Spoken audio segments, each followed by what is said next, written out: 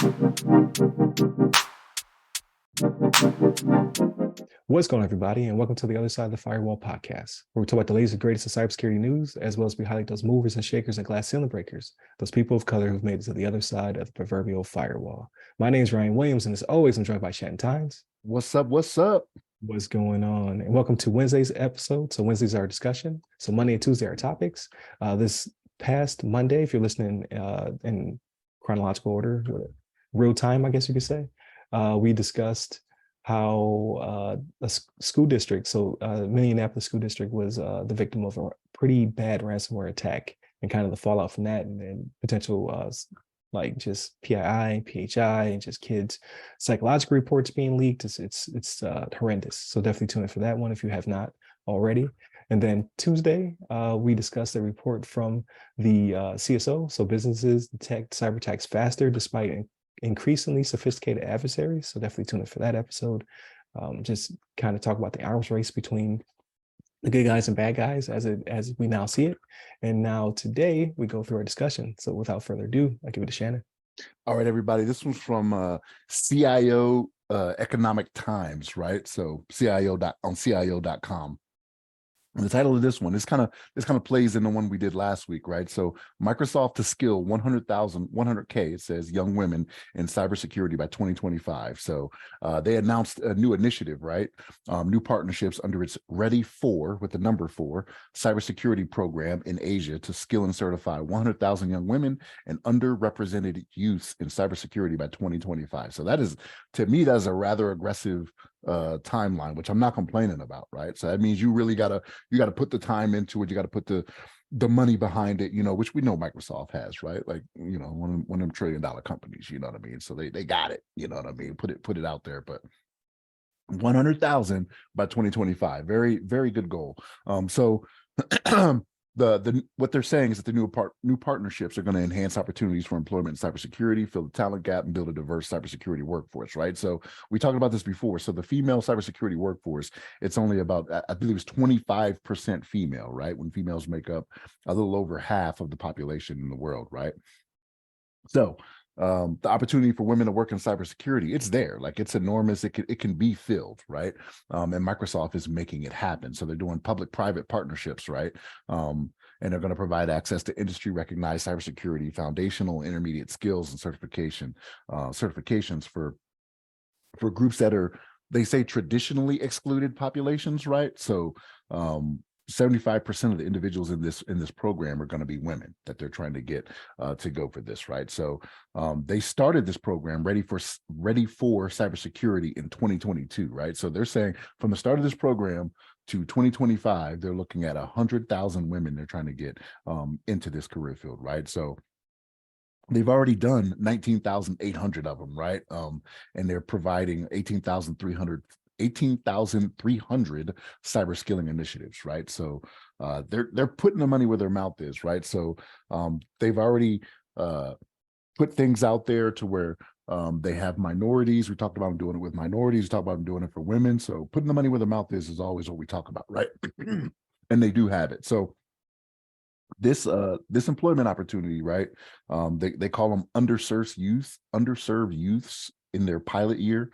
So they want 3,500 learners, and they're expected to undergo training and receive internship or employment opportunities in the cybersecurity field. So the internships, now, some of them are paid, some of them are not, right? So it's one of those things where, the military does this as well, right? Before people get out, they have these opportunities where they set them up with different companies, to kind of learn some things, right? So this is a good way to go about doing things. Like, even if it's one of those things where it's like they do it and they decide it's not for them for whatever reason, I mean, at least you're giving them the opportunity, right? That's what you want to do. Because sometimes you don't know until you know, right? You're like, yes, this is what I think I want to do. I want to go from being, like you said before, a lawyer, you know what I mean, to doing cybersecurity. And then they get into it and it's like, that may not be for me. But Microsoft is giving them the opportunity, right? When it comes to women. So like we talked about last week, there are some other extenuating circumstances that can keep this from happening, but it doesn't mean we shouldn't give them the opportunity to do so. You know what I mean? And this is what they're doing. So what's your thoughts on this, Ryan? Yeah, I completely agree. And it's good to see that Microsoft's targeting different sectors, different regions to bring in more people. Because in the article it says like the projection just keeps going up and up and up. Now it's 3.5 million vacancies by 2025. It just seems like that it's inexhaustible, right? Like no matter how many people we put in the pipeline, there's always going to be vacancies, which is good in this case because that 100,000 isn't taken away from anybody. There's plenty of opportunity to bring in more people. Like you say, oh well, they're not targeting my demographic, but I mean, there's still so much space that you shouldn't have any issues. Nothing's being taken from a particular group. If anything, more opportunities being given to all groups. And then targeting the areas, like you said, like women only make up 25% of cybersecurity, but they make up 50% of the population. So there's an enormous amount of growth that could take place there. And then we always talk about how people of color only make up 9%. So like there's a huge amount of opportunity to bring in more people of color as well. So it's good to see Microsoft putting that money. I think I even know they had this department, but it makes sense for, like you said, a trillion dollar company. But it's like the director of philanthropy or something like that for Microsoft. So like they have an entire uh, like directorate or wing that's just about these type of initiatives, which is crazy to me. It Yeah, shouldn't surprise you though, because you know the Gates is like they give a lot of money away. right, which is true. So, Yeah, which is true. So yeah, so it's good. It's good to see them taking this initiative and trying to bring in 100,000. And like you said, when it comes to like perhaps like some of these people are coming through, you know, uh, grade school, high school, college to get to these opportunities, and others may be crossing over from a different career field. Because like you said, we've talked to like there are people who are lawyers and doctors, and now unfortunately because of the pandemic and just those uh, the pressures and things of that nature, people being worn out. You're seeing lots of nurses now starting to kind of leave that career, nurses and doctors, and during the pandemic, it was like flight attendant or it's is it flight attendants? Is that the proper terminology? I always forget. that's the proper one now. Yeah, you don't want to say Okay. this. Yeah. Right. So like flight attendants, thing like people who couldn't do their job anymore because things were grounded, jumped ship and started to come over to IT and cyber. So you're getting not only diversity of culture, you're getting diversity of thought, and now you're getting diversity of skills. Because it's amazing to see how a lot of these things marry up, especially like when you talk about law, like law and cybersecurity go hand in hand when it comes to GRC, right? Governance, risk, and compliance. Like those people do well on that side of the fence. So it's just good to see like these initiatives taking place. So hopefully, this won't be something we talk about every week per se, like Microsoft specifically, right? Can't keep hyping on Microsoft. Hopefully we'll talk about Apple and Google and the other trillion other companies also taking similar approaches to bring in more people into cybersecurity, like they have done in the past with uh, kind of putting more money into the pipeline for STEM and HBCUs and things of that nature. So it's just good to see these initiatives kick off, and then hopefully in the near future.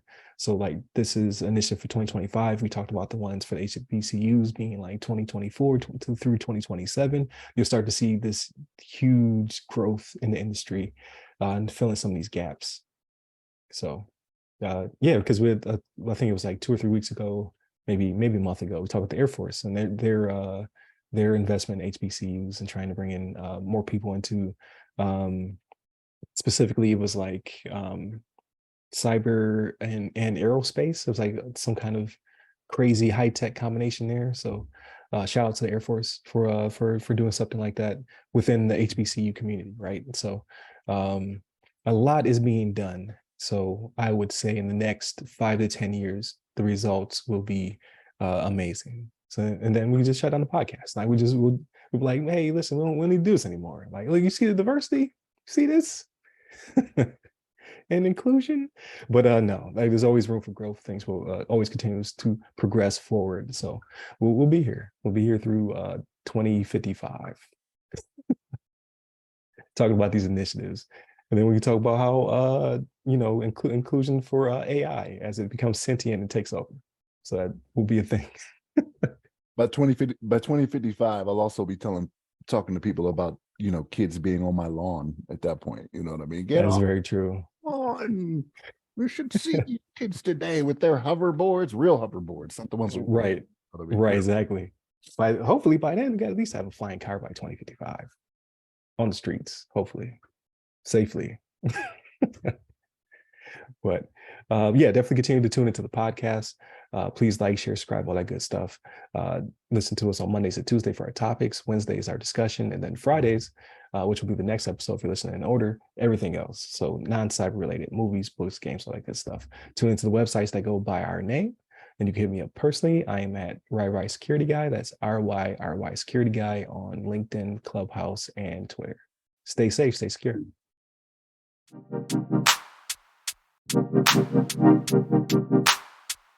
Thank you.